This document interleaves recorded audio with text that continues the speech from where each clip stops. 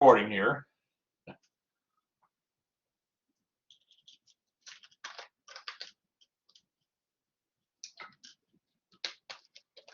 So let's think about this function here. Our function equals 2x squared plus y squared. And, you know, remember, you can think of f of xy as z. So what is this surface here? What is this surface? Is it a cone? Is it a sphere? Is it a ellipsoid? Is it a paraboloid? What, you know, what hyperboloid? I mean, what is this surface?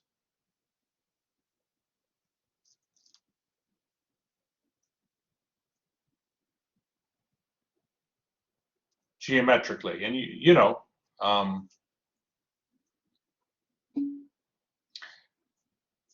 if it were, Christopher, if it were set equal to a constant, if you had 2x squared plus y squared equals 4, you would have an elliptical cylinder. But you don't have that. You don't have that. Good try.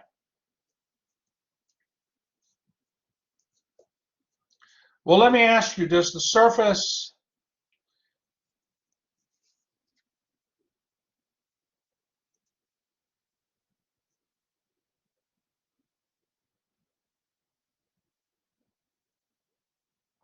I mean, I can certainly give you the answer, but I was kind of hoping maybe you'd figure it out.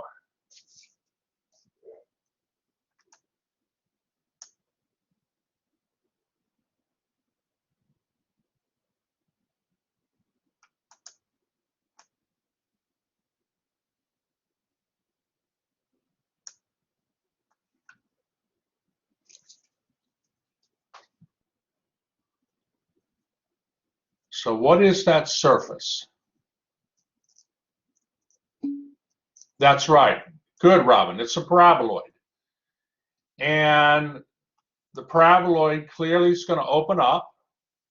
It's a up and down paraboloid. It's going to open upward. Okay. And let me just see here. One moment. It will be a little wider. Hold on. A little wider in the y direction. And we want to approximate the function at the point 1.1 and 0.95 using a linear approximation of the function at x equals 1, y equals 1.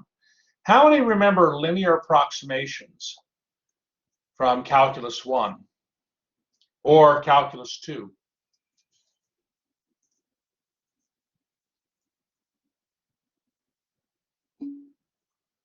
Yeah. Yeah, you've seen linear approximations before. You know, you'll have some curve and you have a point on the curve. You know, think of calculus 1. You have a point on the curve and you want to, you know, maybe you want to approximate, hold on. Maybe you want to, well, approximate this point here. And so what you do is you draw a tangent line, and based on the equation of the tangent line, this point here would be a linear approximation to the point you're interested in. Okay, so you've certainly seen, how many does that help ring a bell? Maybe from calculus 1. All right, good, Ryan, good. Well, of course, now you're doing it with a function of 2 variables. You're doing it with the surface. So if a line, let me ask you this, you know, if a line is a linear approximation to a point on a curve. What would be a linear approximation to a point on a surface? What would the linear approximation be? What surface would it be?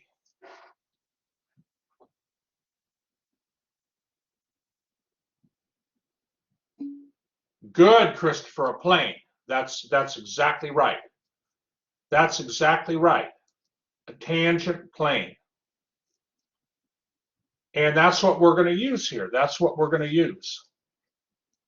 So I'm going to go right into the solution here, but I think you're going to get an intuitive feel for why the solution's true.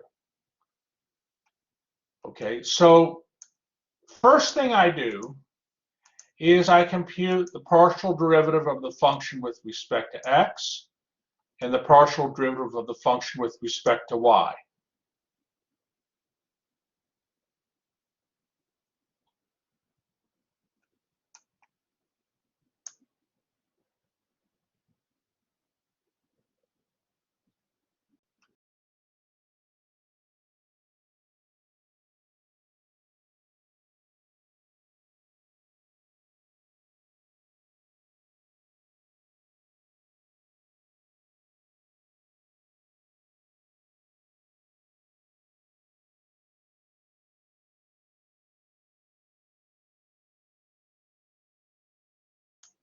Okay, so now what we want to do is here's our function, okay, which and you know, if you evaluated the function, you know, I mean, if you were to evaluate the function at 1.1 when x is 1.1 and y is 0.95, I mean, you could do that, but of course it's going to take some math work, right? Because you gotta square this value, multiply by 2, square that value, add the values. I mean, there's a lot of computation in there. So let's see if we can approximate. Let's see if we can approximate this value using a tangent plane approximation. So, well, what would the tangent plane approximation about 1, 1 be? It would be this. This on the right is the equation of a plane. Okay, or well, you know, it's z equals. It's a plane. F of 1, 1 is a value. Then you take the partial derivative of f with respect to x, evaluated at 1, 1, multiply by x minus 1. And then add to that the partial derivative of f with respect to y. Multiply that by y minus 1. So it's really an extension to what you've seen in Calculus 2. How many remember in Calculus 2, to get the tangent line, you take a function and approximate it with the tangent line, that is f of x naught plus f prime of x naught times x minus x naught.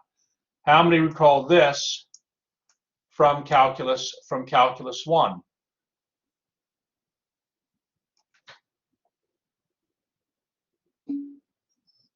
A little bit. It rings a bell, right, Jamal? It rings a bell. Well, see, instead of approximating estimating a function value with a tangent line, as was done here in Calculus 1, now we're estimating a surface value with, we're estimating a point on the surface. That's what this is. It's a z value, you know, we're estimating the z value of a point on the surface with this right here, and it's just a natural extension of what you saw in Calculus 1. And if you work the details out, it's very easy to get the equation of the tangent plane. Okay, you just evaluate f of 1, 1 and work things out, and you're going to get the equation of the tangent plane. And the book would refer to this as a linear approximation, okay, of the function, okay, a linear approximation of your surface. Let me see, do I have an error here? Let me see, one moment here. Man, hold on, I might have an error, hold on. One moment. Hold on, class, hold on. I thought I had checked this, one moment. So what I'm doing is I'm doing, thank you, Eric, for catching that. Let me check with the book here and see.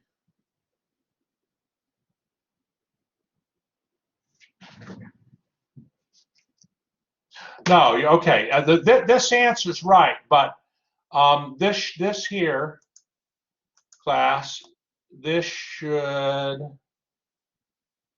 be 2y minus 1,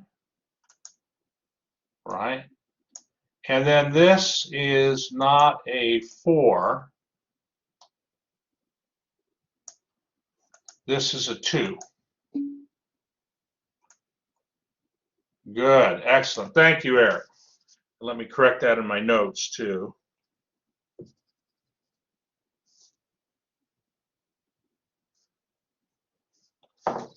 Okay, so now and I need actually here, there is an error here in this statement. What is the error in that statement?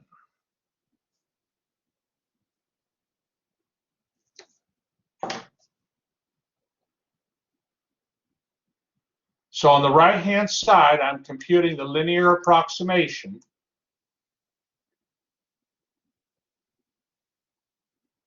Okay, when x is 1.1 and y is 0.95, but there's one little thing wrong in this equation. Can anybody spot it?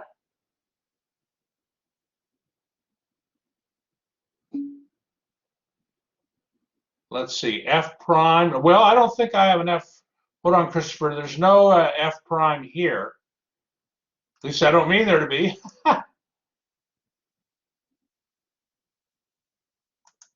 Let me give you a hint. Let me give you a hint.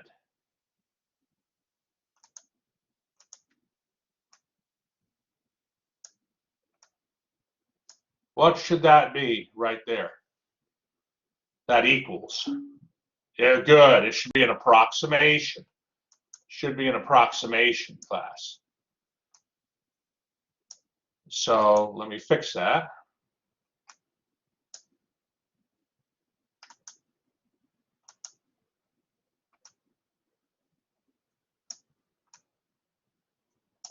So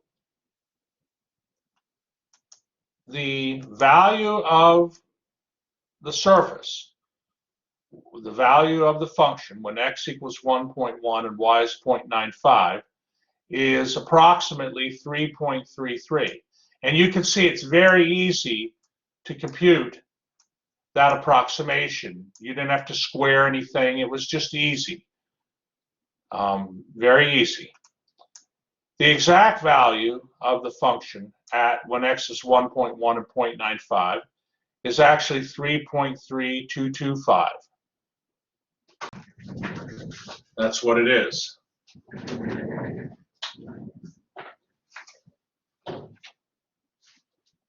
Okay, one moment here.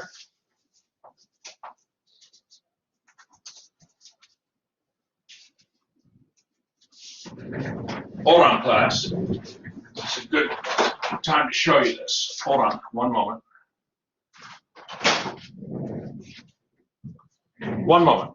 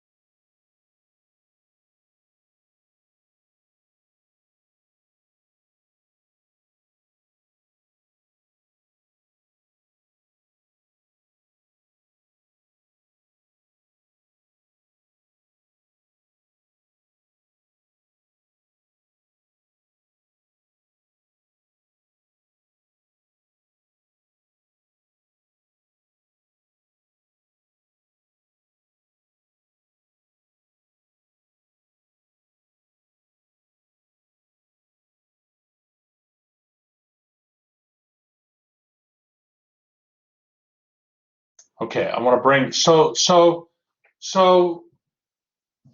all right.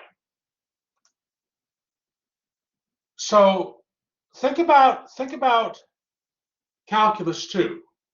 What approximation? So this approximation, you know, it's correct. It agrees up to the 10th digit to the first decimal place. The approximation here, the 3.3. It's a linear approximation. How could we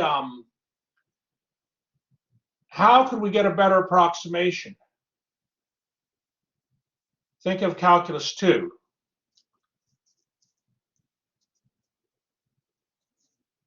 Remember remember Taylor polynomials? How many remember that from calculus 2?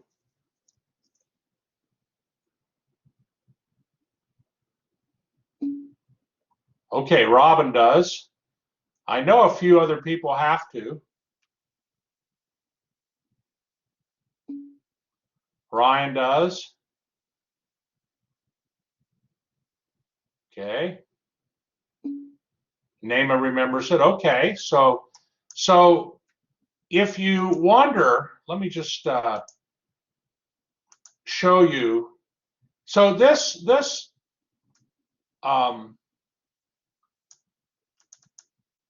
linear approximation is a plane. So you're approximating the surface, okay, this nonlinear surface with a plane. The plane is tangent to the surface at a point.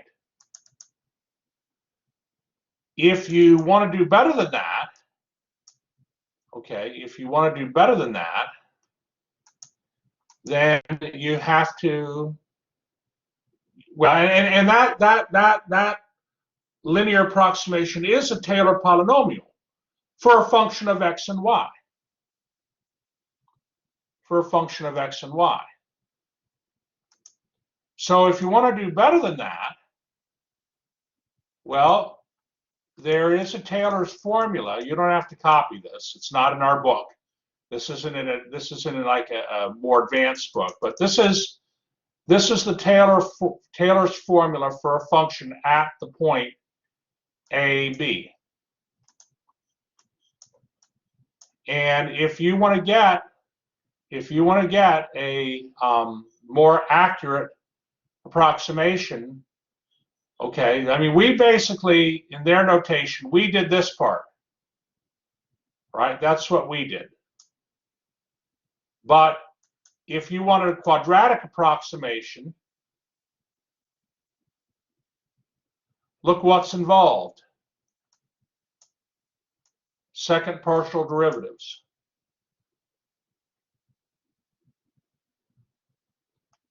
If you wanted a cubic approximation, look what's involved. Look what's involved. Third partial derivatives. How many think this is pretty cool?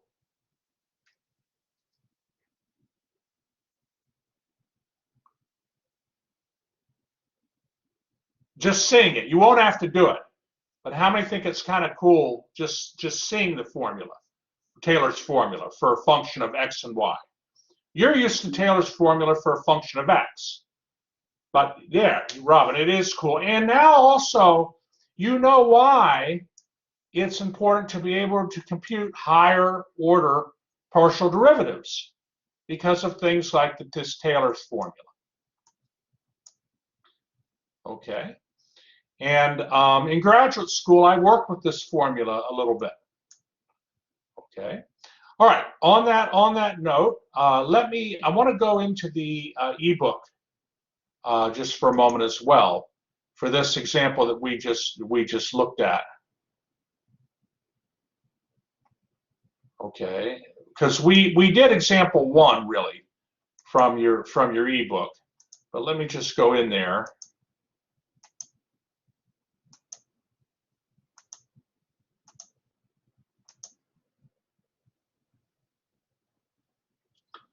Okay, so this is example 1 that we just did. We had that function 2x plus y squared. This was the linear approximation.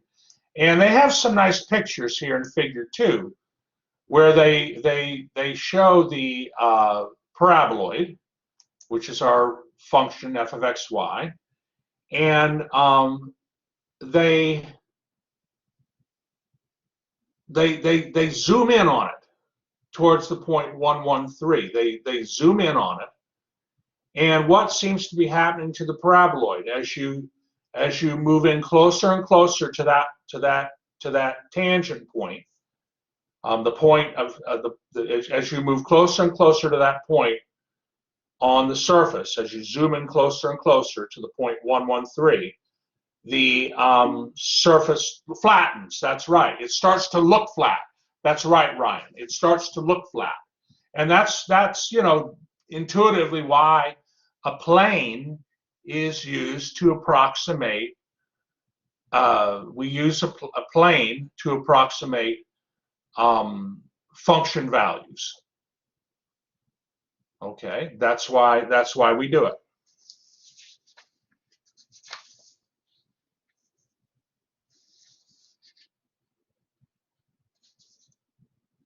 All right, are there any questions on that?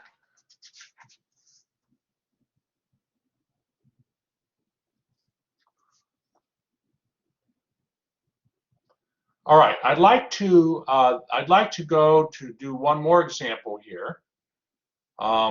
Let me go in here a little bit. Okay, linear approximations, we talked about that.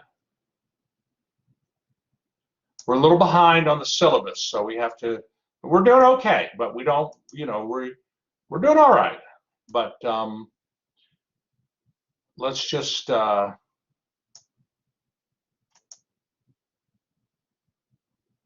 okay, sorry class, let me find it. Yeah, this is what I want. So remember parametric surfaces. Remember parametric surfaces when you have a position vector of u and v, and that vector function as u and v varies, you trace out a surface in three-dimensional space. Parametric surfaces. Okay, well, how many remember, like, for instance, the helix? The helix, how we use the parametric surface to, no, I'm sorry, not a helix, because that's a space curve, but a helicoid. I mean, well, how many remember the parametric surfaces, the section on parametric surfaces, where you described surfaces with vector functions of two variables, u and v? That was section 10.5. How many?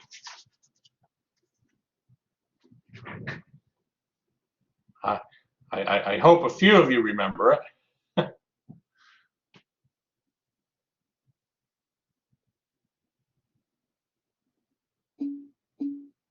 All right, all right. It's actually very important, class. It's actually very important. Thank you, Ryan and Ryan. I appreciate it. So, you see, if you have a parametric surface, see, if you think about the UV plane in figure 9 here, okay, well, they have two lines drawn there. The horizontal line is v equals v sub 0. So in that plane, it's if you hold the v constant and let u vary, you're going to get a horizontal line in figure 9. And they're having it pass through the point u sub 0, v sub 0. And then in the UV plane in figure 9, if you were to hold the u constant and let the v vary, you would get a vertical line in the UV plane.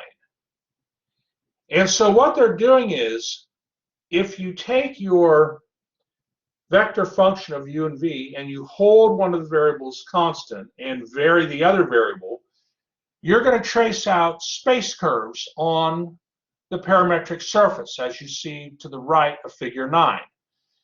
Because if you have a vector function of u and v and you hold one of the variables constant, then the vector function is a function of one variable, and it becomes a space curve, just like r, the vector function r of t.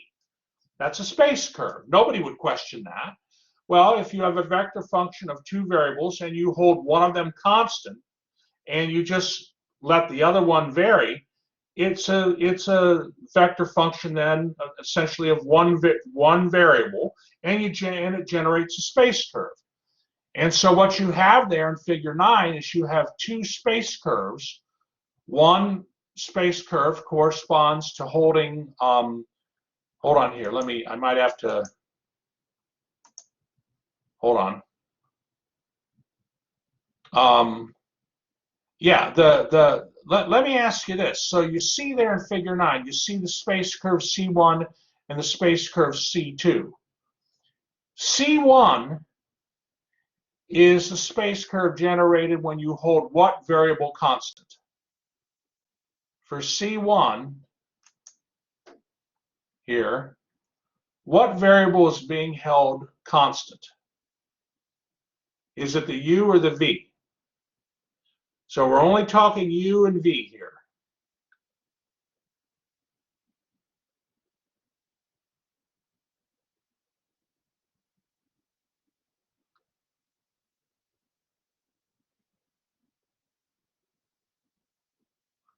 What's being held constant? You notice there on C1 they have a tangent vector, right? The tangent vector is r sub v.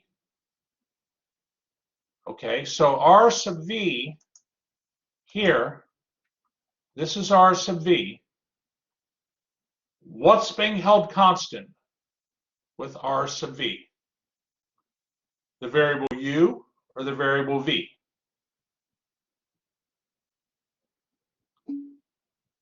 Good, the variable u. That's right, Ron. You're letting v vary. And then you're going to evaluate that vector, that derivative of that vector at the point u naught v naught, and that's going to generate a tangent vector to space curve C1. And so C1 is the space curve when you're holding u constant, the variable u constant. On the other hand, if you hold the variable v constant, you have the derivative vector r sub u. Well, that's when you hold the vector v constant, and in that case, you're going to generate space curve C2. So this is important. This is important because suppose we want to find a tangent plane to a surface that has parametric equations. If we do that, we can't use the formula that you just learned. Okay, you can't use that directly.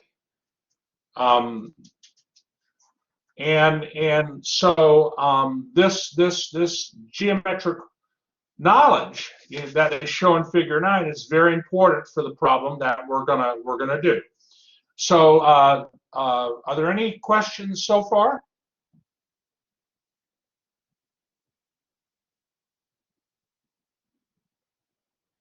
All right. Well, let's do an example here. One moment here. Whoops, hold on, don't want that.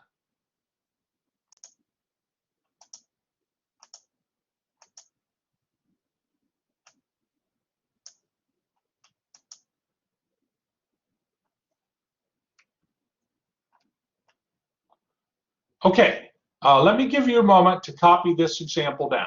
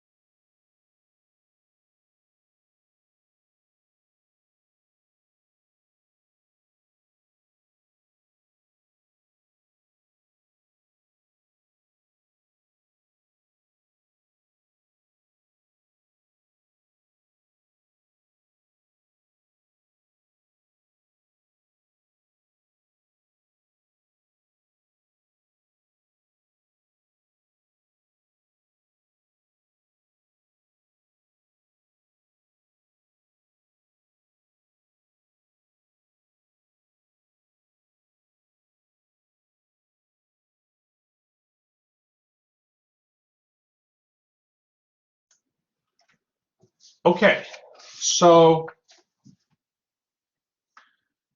all right, we want to find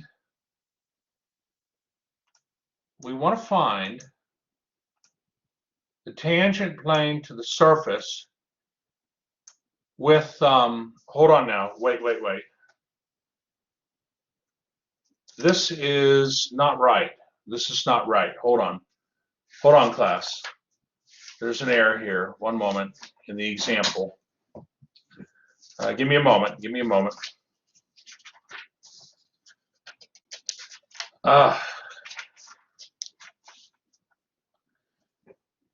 Yeah, this.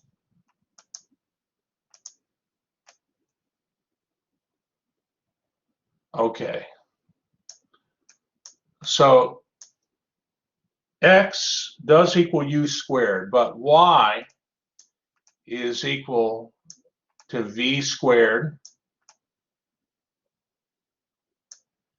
and z equals u plus 2 times v.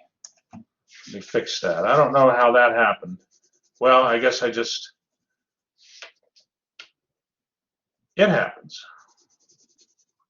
Nobody's perfect.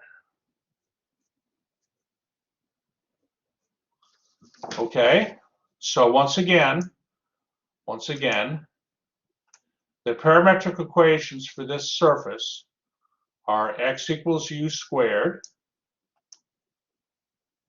y equals v squared, and z equals u plus 2 times v.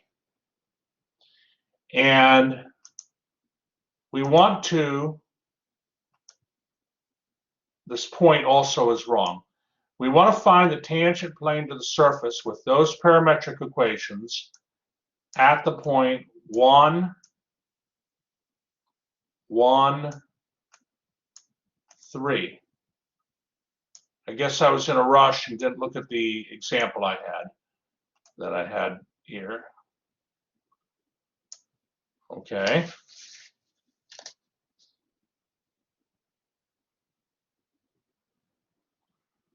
Okay, so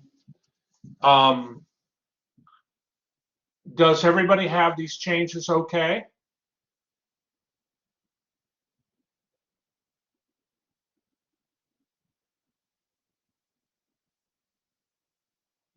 Maybe give me a few thumbs up if,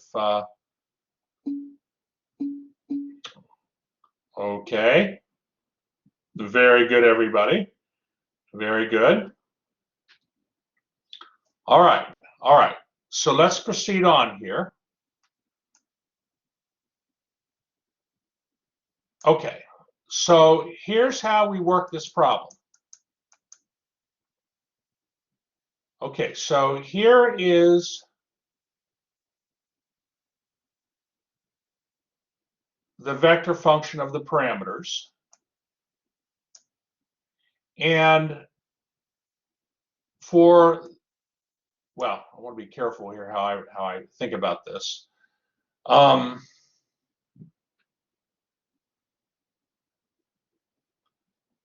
At the point 1, 1, 3,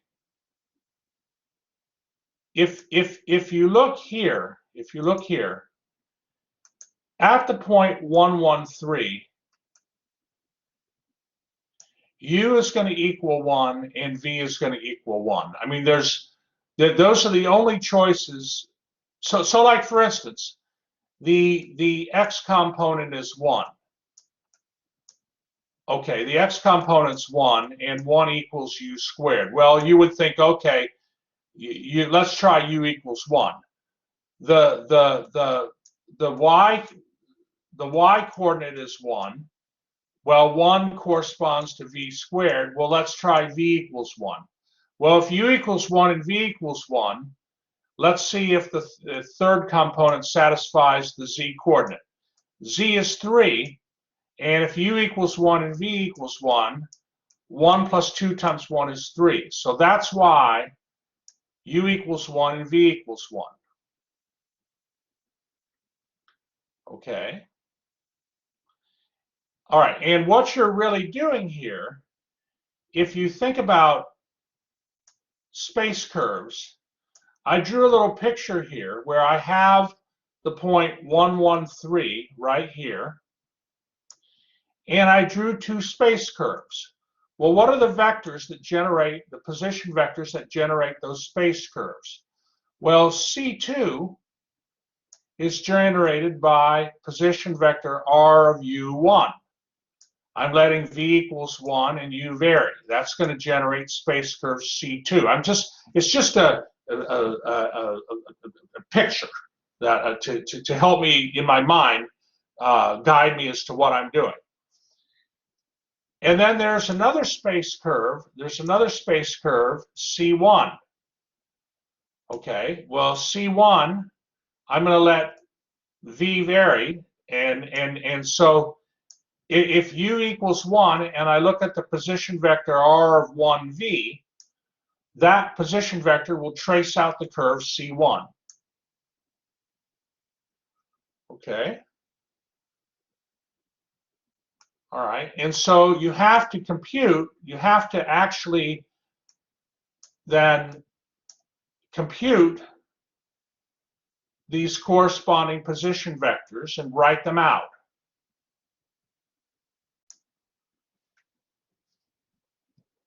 Now, why is this helpful? How does this help us? How does this help us? Well, remember, we want to find a plane that we want to find a tangent plane to the surface at the point 113. Okay. Well, if I could find two tangent vectors to curve C2 and C1, what could I do with those tangent vectors? And those tangent vectors would be in the plane,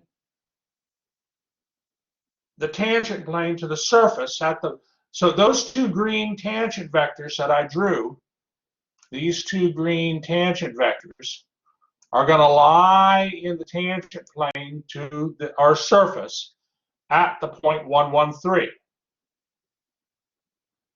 Okay, so if I have a point on the plane, 113 is on the plane, and I have two vectors in the plane, what would I do with the two vectors to get the equation of the plane? What would I do? What operation would I do with those two derivative vectors, those two green derivative vectors? What would I do? That's right, Ryan. I would do the cross product. Very good. So that being said, then I need to compute the derivative vectors for this space curve with respect to V, which is here. And I need to find the derivative vector of this second space curve with respect to U, which I have here, which I've done here. Those are my tangent vectors. There's a figure of this, a figure 10, on page 777 in the textbook, but we'll get to that. Those are your tangent vectors. And now I'm going to do the cross product of the tangent vectors. I left out a little work. I didn't show, you know, the determinant approach to getting that cross product vector. But, you know, now certainly on the exam, I'm going to want to see that, right? But at any rate, to save time, you know, the cross product of your two derivative vectors, R sub u and R sub v, is negative 2vi minus 4uj plus 4uvk. That's what it is.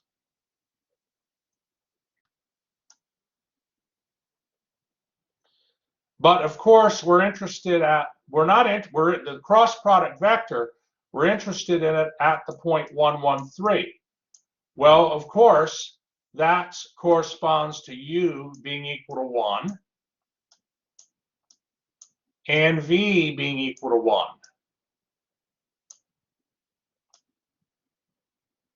on that parametric surface.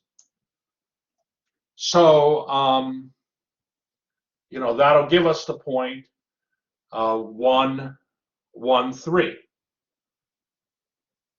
So let me just see here, one moment. Yeah. So if you substitute in now in here, u equals 1 and v equals 1, you'll get this vector. And now you can get the equation of the plane. Now you know how to do it. You have your normal vector to the plane right here. You have your point on the plane. And now you can just get the equation of the plane. And that'll be the equation.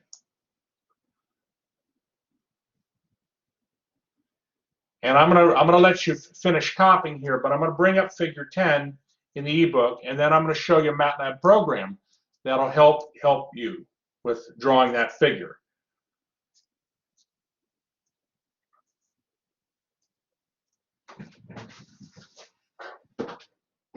Okay, take a moment here.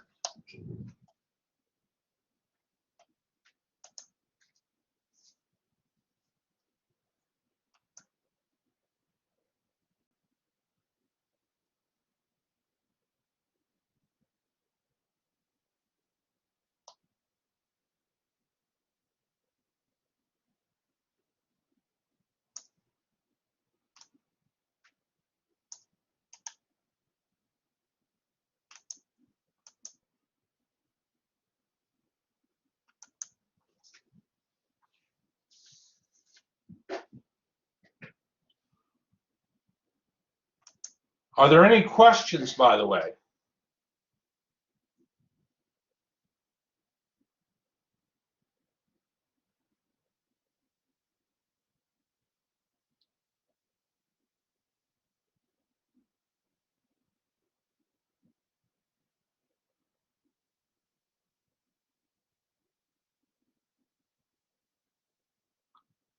There's a lot of geometry in this problem. There's a lot of geometry.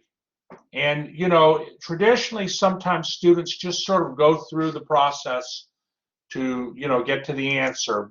But I think it's helpful. How many think it's helpful to, I mean, I think it's very helpful to understand why you're doing this, why you're doing the process you're doing to get to the answer. I think the geometry behind the problem is critical for understanding. How many would definitely agree on that? That it helps a lot to see the geometry behind the problem.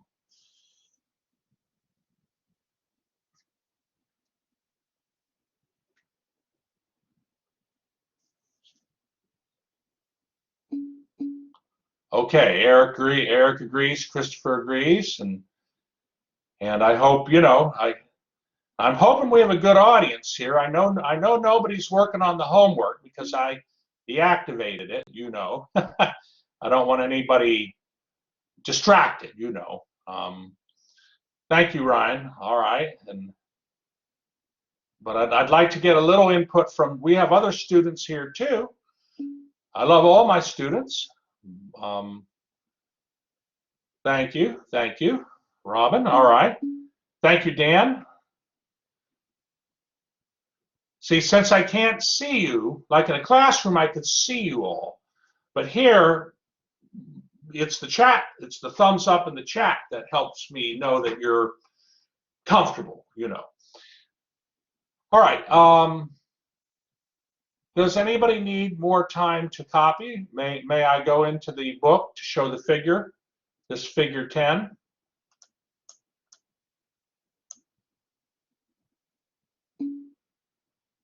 Okay, Ryan. All right, Robin. Nama's likes it too. Wonderful, Nama. All right, marvelous, excellent. Thank you, John. All right, I'm hearing from folks here I haven't heard from in a little while. I like to hear from everybody. Good, good. All right, well then let me bring up the ebook here. One moment. Hold on here.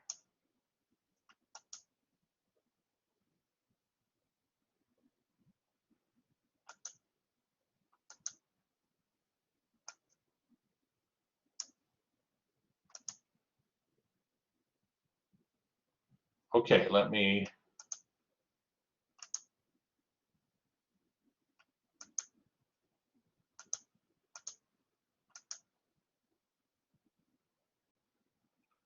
Okay, this is figure 10 in the ebook. So we here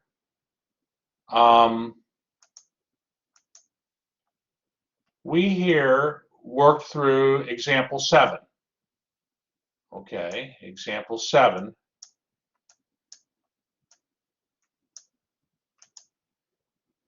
In the ebook, and this here is the figure. Wow, look at that figure. Look at that surface in figure 10. That's our parametric surface. And then there's the tangent plane to the surface at the point 113. Okay. So let's see how we can graph this, because I think, you know, I think about, like, for instance, your exam, and you're doing a problem like this, and if you wanted to confirm your result before, you know, submitting an answer, you can check your result geometrically with a graph. So like you see here in figure 10. So let me bring up the blackboard. One moment.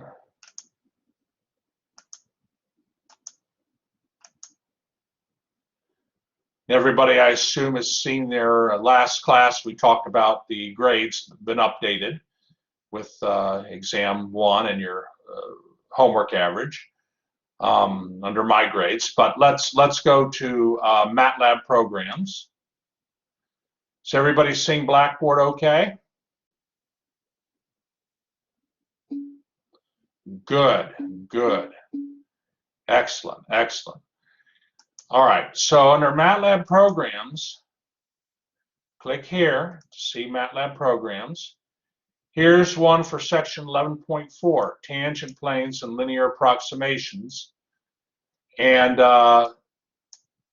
this MATLAB program will help you graph a tangent plane to a parametric surface, and it's actually set up for that example 7. So just click on MATLAB program, and it will upload into MATLAB. Hold on here now, one moment.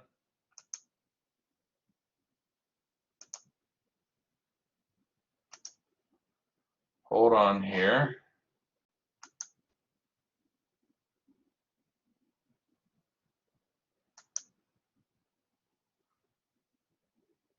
Layout, default. Okay, shoot.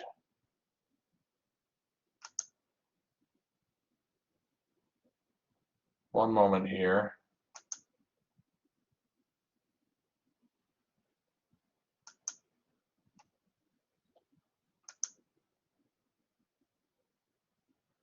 Let me just, one moment here.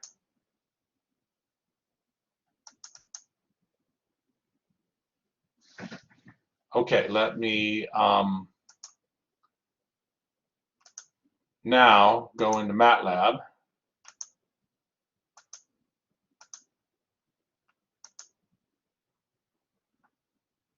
Okay, can you all see the MATLAB okay? Maybe one thumbs up. If great, thank you, thank you. All right, so this is the program. I define symbolic variables u and v, and then these are my. So this is a 2-column. If you go under like, where is it? I don't like to. there's a place where you can set like your preferences, but I got two columns here. So I defined symbolic variables u and v, and then I got my parametric equations here for my surface. And then I'm going to use the easy surf command. So it's going to plot coordinates x, y, and z, and it's going to let u go between -2 and 2 and v go between -2 and 2. That was just a personal preference of mine. Okay, that was just personal preference. And then the equation of the tangent plane. Now, I got three variables. I'm going to let z equals v. I'm going to let y equals u. Those are like free variables. And then x isn't free. Based on the equation of the plane, x would equal -3 minus 2u plus 2v. Okay, and then I'll use the easy, again, another easy surf command. And notice also I'm using the hold on command. So the first easy surf command will graph the parametric surface in the XYZ coordinate system. And then I'm saying, hold on, I want to add another graph to that surface. I want to add my plane to that surface to see if it's tangent to the surface at the point 113. So I say, hold on, okay, and then I do another easy surf command for this next for the tangent plane. And so I'm going to take the code. I traditionally like to take the code. I like to copy it. I go to the command line and I paste it. And it worked earlier, so hopefully it'll work now. Okay, and then okay, if you do it, hopefully you're doing it with me at home. And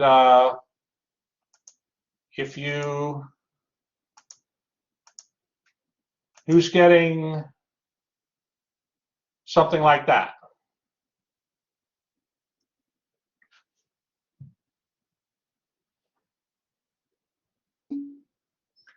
Okay, okay.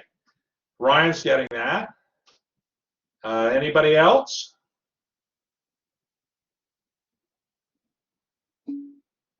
Okay, Robin is marvelous, is wonderful.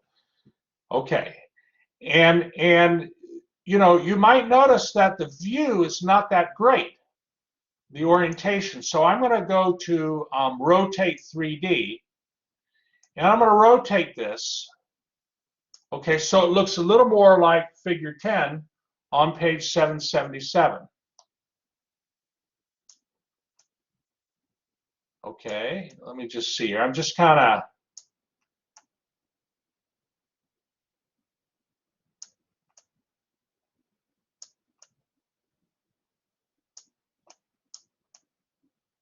I was playing around with it earlier.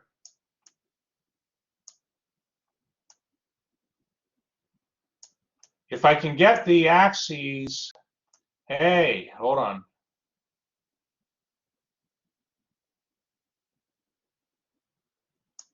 There, all right. So, well, now the X and the Y and the Z are going the way we normally like them. But I still kind of want to confirm that the plane's tangent. What do you think? You know, I mean, hey, you know, does it look pretty good? Does it look pretty good like the plane is tangent to the surface at the point 113, x equals 1, y equals 1, z equals 3, you know, looking at the x and y axis there and the z axis. Does it look, I mean, I see, does it look pretty good?